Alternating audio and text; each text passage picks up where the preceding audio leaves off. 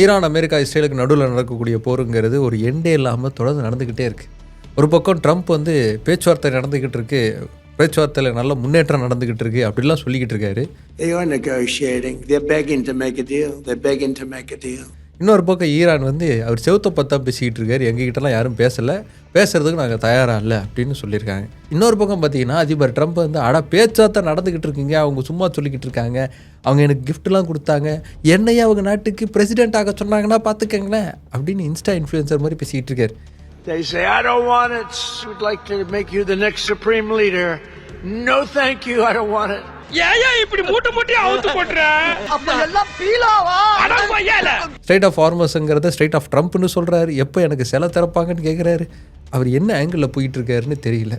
ஆனால் இந்த போருங்கிறது இப்போ எதை நோக்கி நகர்ந்துக்கிட்டு இருக்கு அப்படின்னா, ஒரு பக்கம் அமெரிக்கா பேச்சுவார்த்தை நடத்திக்கிட்டு இருக்கோன்னு சொல்லிக்கிட்டு, இன்னொரு பக்கம் ஈரானுக்குள்ள தங்களுடைய படையை தரையிறங்கிறதுக்கு தயாராகிட்டு இருக்காங்க அப்படிங்கிறது தான் செய்திகளில் தென்படுது. ஆனால் இப்படி தரையிறங்கினா ஈரான் அவ்வளவுதான், ஈரான் காலி ஆகிடும் அப்படின்னு அமெரிக்கா சைடில் சொல்லிக்கிட்டு இருந்தாலும், ஈரான் சைடில் இதுக்கு என்ன சொல்கிறாங்கன்னா, Are you afraid of a US invasion in your country? No, we are waiting for them. அதாவது இவங்க எப்போ வருவாங்கங்கிறதுக்காக நாங்கள் தயாராக காத்துக்கிட்டு இருக்கோம் அப்படின்னு சொல்லி கான்ஃபிடண்ட்டாக சிரிக்கிறாப்புல. அந்த கான்ஃபிடண்ட்டான சிரிப்புக்கு பின்னாடி ரொம்ப ரொம்ப குரூரமான ஒரு உண்மைங்கிறது இருக்குது. ஏன்னா அமெரிக்கா ஈரானுக்குள்ளே காலடி எடுத்து வச்சாங்கன்னா அவங்க நரகத்துக்குள்ளே காலடி எடுத்து வைக்கிறாங்க அப்படின்னு தான் அர்த்தம். அந்த அளவுக்கு ஈரான் பெரிய அளவுக்கு ப்ரிப்பேர்டாக இருக்காங்க. அவங்களுடைய ஜியாகிரஃபியும் அவங்களுக்கு ரொம்ப தோதான ஒன்றா இருக்குது. தாஸ் படத்தில் ஒரு காமெடி வரும், வடிவேலோட கிட்னியை திருடுறதுக்கு வாடா வாடான்னு ஒரு சின்ன பையன் கூப்பிடுவாப்புல. இதில் இந்த வடிவேல் தான் அமெரிக்கா.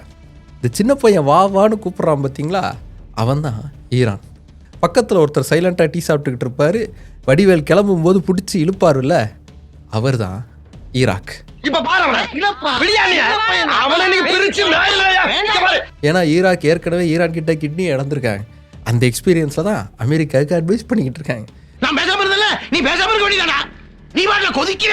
ஈராக் ஈரானுக்கு நடுவில் நடந்த போரில் அப்படி என்ன நடந்துச்சு, அந்த போரில் இருந்து ஈரான் கற்றுக்கிட்ட விஷயத்தை வச்சு இன்னைக்கு எப்படி அவங்க தயாராக இருக்காங்க, அமெரிக்கா உண்மையிலேயே ஈரானுக்குள்ளே களம் இறங்குனாங்கன்னா எவ்வளோ பெரிய இழப்புகளை அவங்க சந்திக்க வேண்டியிருக்கும், அதுக்கு அவங்க தயாராக இருக்காங்களா இல்லையா, இது எல்லாத்தையும் தான் நம்ம இன்னைக்கு அலசி பார்க்க போகிறோம்.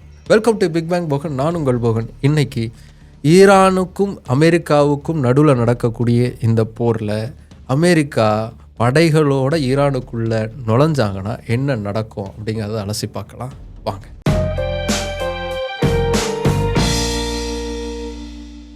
ஈரான், இஸ்ரேல், அமெரிக்காவுக்கு நடுவில் நடக்கக்கூடிய இந்த போரில் இப்போது எந்த புள்ளியில் இந்த 3 நாடுகளும் வந்து நிற்குதுன்னா, இஸ்ரேல் அடி தாங்க முடியாமல் அலற ஆரம்பிச்சிருக்காங்க. This is a war crime. This is a war crime. Targeting civilians, and the Iranian regime is targeting not only us in Israel, they are targeting the entire region. What about the 100 or so schoolgirls in Iran that have been killed in a strike there? And this must stop. This must be stopped, and this is what we're trying to do. Yes, next question please. எங்களுடைய ராணுவத்துக்குள்ளேயே கட்டுப்பாடுங்கிறது போயிடுச்சு, சண்டை போடுறதுக்கு யாரும் தயாராக இல்லைன்னு Israel ராணுவ அதிகாரி ஒருத்தரை பேட்டி கொடுத்ததா செய்திகள்லாம் வந்துச்சு. இஸ்ரேலுக்கு பெரிய அளவுக்கான அடி அப்படிங்கிறது விழுந்திருக்கு, ஏகப்பட்ட இழப்புகள் அவங்க சந்திச்சிருக்காங்க. எப்போவுமே ஐக்கிய நாடுகள் சபையை கண்டுக்காதவங்க, அவங்க சொல்கிற ரூல்ஸ் எதையுமே காதில் வாங்காதவங்க இப்போ ஐக்கிய நாடுகள் சபையுடைய உதவியை கேட்டிருக்காங்க. ஈரானுக்கு வந்து கண்டனம் தெரிவிங்க அப்படின்னு சொல்லியிருக்காங்க. உலக நாடுகள் மத்தியில் வந்து நீங்கள் ஈரானுக்கு சப்போர்ட்டாக இருக்கிறது வந்து ரொம்ப தப்பு, எங்களுக்கு சப்போர்ட் பண்ணி படைகளை அனுப்புங்க அப்படிலாம் கேட்க ஆரம்பிச்சிருக்காங்க. இன்னொரு பக்கம் பார்த்தீங்கன்னா அமெரிக்காவுக்குள்ளேயே ஏகப்பட்ட எதிர்ப்புகள் இந்த போருக்காக இருக்குது. இந்த போரை தொடர்ந்து நடத்திக்கிட்டு இருக்கிறது ஒரு 4 பேர் தான். ஒன்று ட்ரம்ப்பு, அவர் கூட இருக்கிற ஒரு 3 பேர். இவங்க தான் இந்த போரை எப்படியாவது நடத்தி ஆகணும் அப்படின்னு தொடர்ந்து நடத்திக்கிட்டு இருக்காங்க. லிட்ரலாக ட்ரம்ப்புக்கு புலிவாலை பிடிச்ச கதையாக இருக்குது. அவர் தன்னுடைய இமேஜையும் காப்பாற்றணும், அமெரிக்கா அதிபராக ஒரு பெரும் வெற்றியை அவர் பெற்று கொடுத்துட்டாரு அப்படிங்கிற வரலாற்றில் அவர் இடம் பிடிக்கணுங்கிற ஒரு நிலை அவருக்கு இருக்குது. ஆனால் கிரவுண்ட் ரியாலிட்டி பார்த்திங்கன்னா வேறு மாதிரி இருக்குது. அங்கே தான் தேர்ட் ஃபேஸுங்கிறது இருக்குது. ஈரான் பெரிய அளவுக்கான இழப்புகளை சந்திச்சிருக்காங்க. அவங்களுடைய பொருளாதாரங்கிறது ரொம்ப பெரிய அளவுக்கு நலிவடைஞ்சிருக்கு. ஆனால் வெளியில் அவங்க பெரிய அளவுக்கு அதை காட்டிக்காமல் வெளியில் தெரியாமல் இருக்காங்க அப்படிங்கிறதான் நிதர்சனமான உண்மை.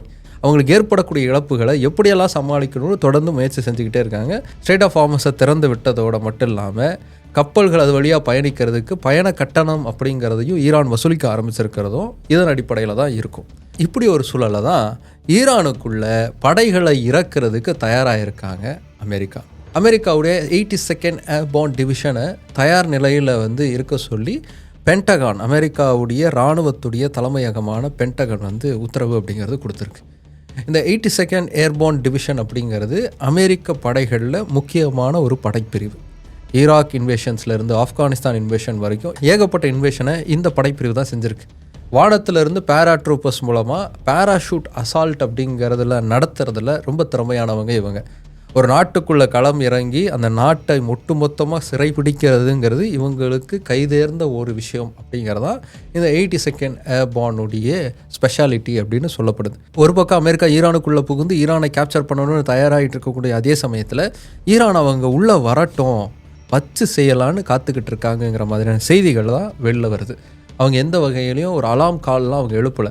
உலக நாடுகள் இதில் தலையிடணும், எங்கள் நாட்டுக்குள்ளே அவங்க அத்துமீறி வரக்கூடாது அப்படிங்கிறத சொல்லலை. அத்துமீறி நுழைஞ்சால் விளைவுகள் அதிகமானதாக இருக்கும் அப்படிங்கிற மாதிரி பயம்லாம் இருத்தலை. உள்ளே வரட்டும், அதுக்கு தான் நாங்கள் காத்துக்கிட்டு இருக்கோன்னு ரொம்ப சைலண்ட்டாக பேசுகிறாங்க. அடாவடியாக பேசி பயங்காட்டுறதை விட அமைதியாக பேசி உள்ளே வரட்டுங்க அப்படின்னு சொல்கிறது தான் உண்மையிலேயே ரொம்ப பயத்தை ஏற்படுத்தக்கூடிய ஒன்றா இருக்குது. அந்தளவுக்கு ஈரான் வந்து கிரவுண்டில் ஸ்ட்ராங்கான ஒரு நாடா.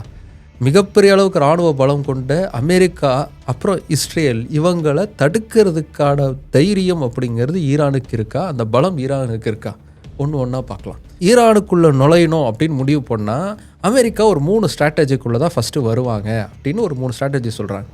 முதல் ஸ்ட்ராட்டஜி வந்து என்னென்னா, கார்க் ஐலாண்ட் அப்படிங்கிற ஒரு ஐலாண்டை வந்து கேப்சர் பண்ணுவாங்க. இந்த கார்க் தீவு அப்படிங்கிறது ஈரானுக்கு ரொம்ப முக்கியமான ஒரு தீவு. ஈரானுடைய 90% எண்ணெய் அப்படிங்கிறது இந்த தீவில் இருக்கக்கூடிய துறைமுகம் வழியாக தான் ஏற்றுமதி செய்யப்படுது. அதை கேப்சர் பண்ணுறது மூலமாக ஈரானுடைய எக்கனாமியை வந்து நம்ம ஹோல்ட் பண்ண முடியும் அப்படின்னு அமெரிக்கா வந்து யோசிப்பாங்க. ரெண்டாவது ஸ்ட்ராட்டஜி அப்படிங்கிறது லராக் ஐலாண்ட் அப்படிங்கிற இன்னொரு தீவை கேப்சர் பண்ணுறது. இது ஸ்ட்ரெய்ட் ஆஃப் ஹார்மஸில் இருக்கக்கூடிய ஒரு தீவு. இந்த தீவு தான் ஈரானுக்கு ஸ்ட்ரெய்ட் ஆஃப் ஹார்மஸை ஃபுல்லாக கண்ட்ரோல் பண்ணுறதுக்கான பவர் அப்படிங்கிறத கொடுக்குது. இந்த தீவு அமெரிக்க படைகள் கேப்சர் பண்ணிட்டாங்கன்னா ஸ்ட்ரெய்ட் ஆஃப் ஹார்மஸுங்கிறது அமெரிக்காவுடைய கட்டுப்பாட்டுக்குள்ளே வந்துடும். ஸ்ட்ரெய்ட் ஆஃப் ஹார்மஸ் அவங்க திறந்து விட்டுருவாங்க. ஈரானால் அதனால் கண்ட்ரோல் பண்ண முடியாது. ஈரானுடைய பலம்ங்கிறது குறையும். மூணாவது ஆப்ஷன் அப்படிங்கிறது ஈரானுடைய மேற்கு பகுதியில் இருக்கக்கூடிய அபு மூசா அப்படிங்கிற ஒரு தீவையும் அதுக்கு பக்கத்தில் இருக்கக்கூடிய இன்னொரு 2 தீவுகளையும் கைப்பற்றுவது. இதன் மூலமாக ஈரானுக்குள்ளே நுழைஞ்சு தாக்குதல் நடத்த முடியும் அப்படிங்கிறது அமெரிக்காவுடைய திட்டமாக இருக்கும் அப்படிங்கிறது இன்னொரு ஸ்ட்ராட்டஜி. ஆனால் இந்த 3 ஸ்ட்ராட்டஜியும் செய்கிறதுங்கிறது ரொம்ப கஷ்டமான ஒன்று. அமெரிக்கா தன்னுடைய கப்பற்படையை ஸ்ட்ரெய்ட் ஆஃப் ஹார்மஸ் வழியாக உள்ள நுழைஞ்சு தான் இந்த தீவுகளை கேப்சர் பண்ண முடியும். வான்வெளி தாக்குதலை பெரிய அளவுக்கு பயன்படுத்தி இந்த தீவுகளை கேப்சர் பண்ணுறதுங்கிறது முடியாத ஒரு காரியம். ஏன்னா ஈரான் தொடர்ந்து வான்வெளி தாக்குதலுக்கு முட்டுக்கட்டை கொடுத்துக்கிட்டே இருப்பாங்க அவங்களுடைய ட்ரோன்ஸ் மூலமாக. ஏற்கனவே அதை நம்ம பார்த்துட்டோம். அதுலேயும் ட்ரோன்ஸுங்கிறது கம்மியான செலவு தான் ஈரானுக்கு பிடிக்குது. அதை தடுக்கிறதுக்கு அமெரிக்கா ரொம்ப அதிகமான அளவுக்கு பண செலவு பண்ணுது. அதை தவிர்க்கணும் அப்படின்னு அமெரிக்கா யோசிப்பாங்க. ஸோ ஈரானுடைய தாக்குதலை கடந்து அதுக்கப்புறம் இந்த தீவுகள்லாம் போய் கேப்சர் பண்ணுறதுங்கிறது அமெரிக்காவுக்கு ரொம்ப ரொம்ப சிரமமான விஷயம். அதனால் எடுத்த உடனேயே அமெரிக்காவுக்கு ஒரு வெற்றி வாய்ப்பு கிடைக்குமா அப்படிங்கிறது கேள்விக்குறி. ஆனால் அமெரிக்கா அதுக்கு தயாராக இருக்காங்களா என்னன்னு தெரியல. ஆனால் அவங்களுடைய பேராட்ரூப்பர்ஸை வந்து அவங்க ரெடி பண்ணிகிட்டு இருக்காங்க. ஒருவேளை பேராஷூட் வழியாக தன்னுடைய இராணுவ வீரர்களை வந்து ஈரானுக்குள்ளே இறங்க வச்சு அதுக்கப்புறமா ஒரு பெரும் தாக்குதல் அவங்க நடத்தினா பெரிய அளவுக்கு இழப்பு ஈரானுக்கு ஏற்படும் அப்படின்னு நம்ம நினைப்போம் இல்லையா? அதான் கிடையாது. ஈரானுக்கு கிரவுண்டு தான் பெரிய அளவுக்கு பலம். நவீன ஈரானுடைய வரலாறு முழுக்க அவங்க எதிரி நாட்டுக்குள்ளே போய் தாக்குதல் நடத்துகிறத விட எங்களுடைய நாட்டுக்கு நீ வா, வந்துட்டு திரும்ப முடிஞ்சா போ அப்படிங்கிறது தான் அவங்களுடைய ஸ்ட்ராட்டஜியாகவே இருந்திருக்கு. இதை ரொம்ப லைவாக யார் அனுபவிச்சா அப்படின்னா சதாம் ஹுசேன் தான் அனுபவிச்சார். சதாம் ஹுசேனுடைய ஈராக்கோட நடந்த ஒரு சண்டையில் ஈரான் கற்றுக்கிட்ட விஷயம் அது. அதை இன்னும் டெவலப் பண்ணி இன்றைக்கி ரொம்ப ஸ்ட்ராங்காக அதை மாற்றி வச்சுருக்காங்க. அதுதான் இன்றைக்கி அவங்களுக்கான பலமாக இருக்குது. அது என்ன ஸ்ட்ராட்டஜி, என்ன நடந்துச்சு அப்படின்னு பார்க்கறதுக்கு முன்னாடி முதல்ல ஈரானுடைய நிலப்பரப்புங்கிறதே அமெரிக்காவுக்கு ரொம்ப சவாலான ஒன்றா இருக்கும் அப்படிங்கிறதா நிதர்சனமான உண்மை. அது எப்படி அப்படிங்கிறத பார்க்கலாம். ஈரானுடைய ஜியாகிரஃபியை நம்ம பார்த்தா தான் அந்த அண்டர்ஸ்டாண்டிங் அப்படிங்கிறது உங்களுக்கு கிடைக்கும். ஈரானை சுற்றி 7 நாடுகள் அப்படிங்கிறது இருக்குது. இந்த 7 நாடுகளில் அமெரிக்காவுக்கு பெரிய அளவுக்கான சப்போர்ட்டுங்கிறது கிடைக்காது.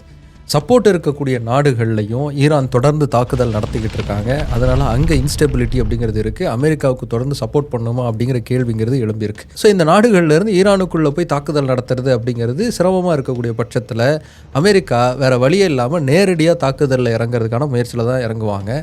அப்படி இறங்குனா ஈரானுக்குள்ளே இருக்கக்கூடிய சவால்கள் அப்படிங்கிறது ரொம்ப ரொம்ப அதிகமான ஒன்றா இருக்குது. ஈரான் நாட்டுடைய மொத்த அளவு பார்த்தீங்க அப்படின்னா தமிழ்நாடு மாதிரி ஒரு 12 தமிழ்நாடை ஒன்று அடுக்கி வச்சிங்கன்னா எப்படி இருக்குமோ அந்த அளவுக்கான சைஸ் தான் ஈரான் நாடு.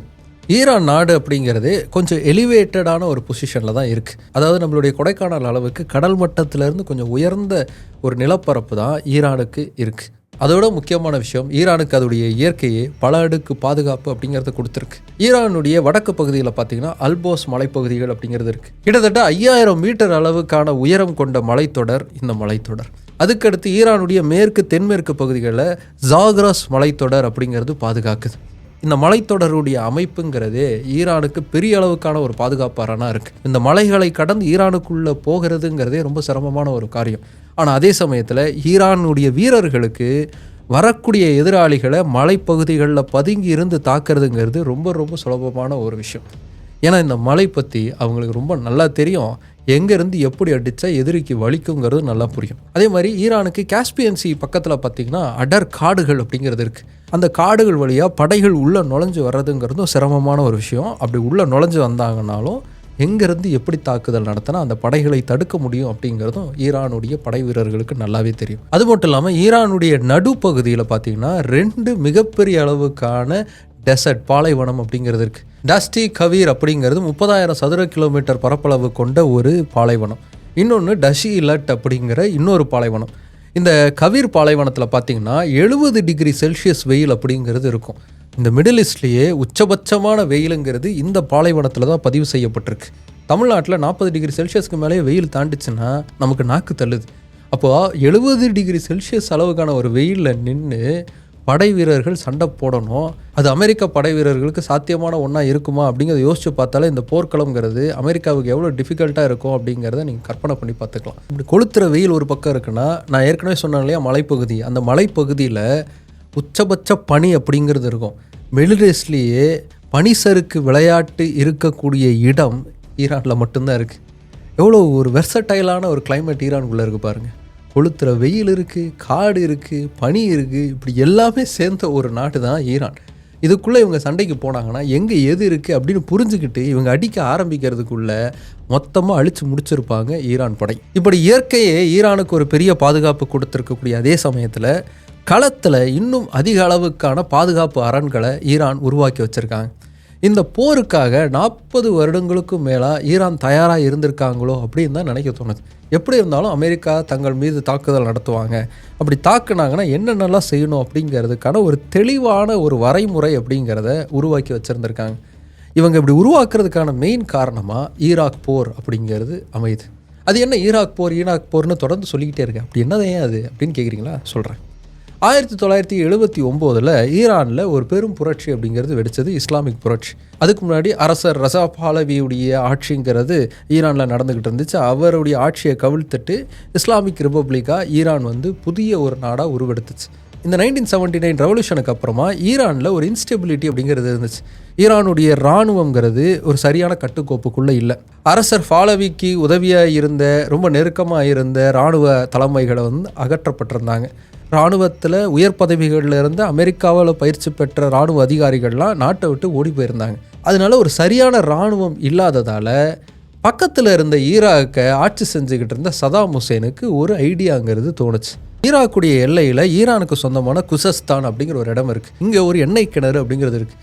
இந்த எண்ணெய் கிணறை எப்படியாவது ஈராக்குக்கு எடுத்துக்கணும்னு பிளான் பண்ணார் சதாம் ஹுசேன். ஒரு 3 வாரம் போதும், அவங்களுடைய ஆர்மி பெருசாக இப்போ பலமாக இல்லை, போட்டு அடித்து தள்ளணுன்னா 3 வாரத்தில் விழுந்துருவாங்க. அதுக்கப்புறம் அந்த இடத்த நம்ம எடுத்துக்கிட்டு சொந்தம் கொண்டாடிக்கலாம் அப்படின்னு பிளான் பண்ணார். ஈரானுக்குள்ளே போகிறோம், 2 குண்டு போடுறோம், 3 வாரத்தில் காலி, மொத்தமாக நமக்கு தான் அப்படின்னு இறங்கினார். ஆனால் அவர் நினச்சது நடக்கலை. 3 வாரம்னு நினச்ச அவர் இறங்கின போருங்கிறது 1 மாதம் 2 மாதம் இல்லைங்க, 8 வருடங்களுக்கு நீடித்தது. ஆரம்பத்தில் சதாம் ஹுசேன் நினச்ச மாதிரியே பெரிய அளவுக்கு வெற்றி ஈராக் இராணுவத்துக்கு கிடச்சிது. தொடர்ந்து ஜெயிச்சுக்கிட்டே இருந்தாங்க. ஈரானுடைய இராணுவத்தால் அவங்கள தடுக்கவே முடியல.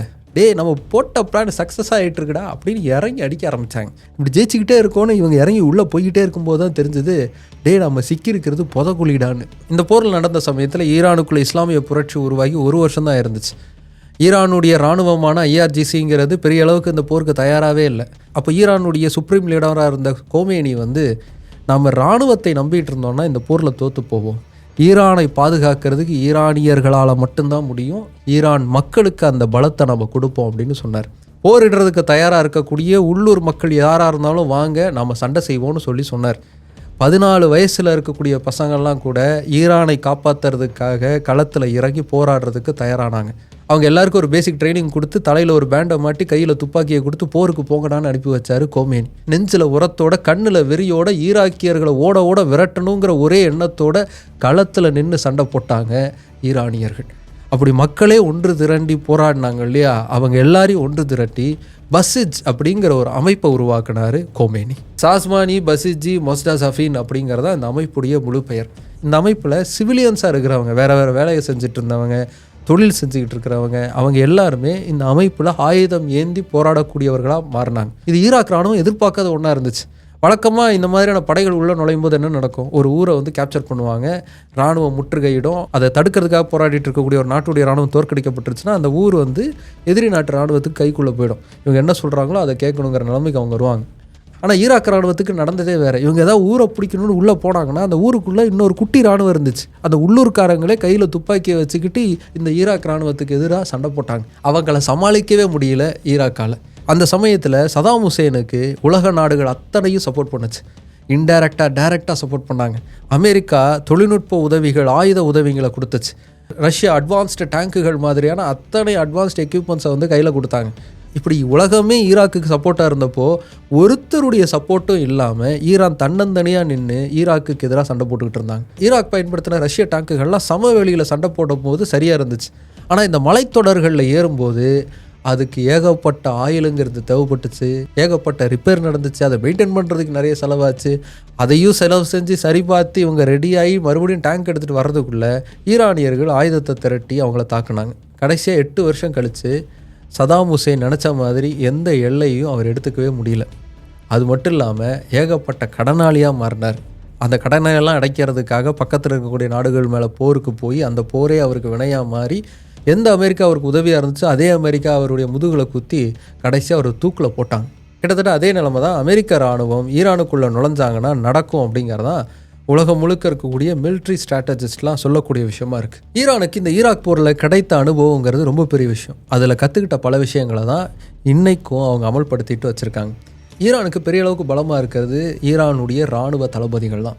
ஒரு அதிகாரி இறந்தார்னா இன்னொரு அதிகாரி அதே இடத்துக்கு வர்றாரு, அவரும் அவரை விட திறம்பட செயல்படக்கூடிய ஒருத்தராக இருக்கார். இவங்க எல்லாருமே சின்ன வயசில் ஈராக் போரில் களத்தில் நின்று சண்டை போட்டவங்க. ஈரானுடைய சுப்ரீம் லீடராக இருந்த கோமேனி ஒரு விஷயத்தில் தெளிவாக இருந்தார், எப்படி இருந்தாலும் நம்ம நாட்டுக்கு தொடர்ந்து தாக்குதல்ங்கிறது நடக்கலாம்.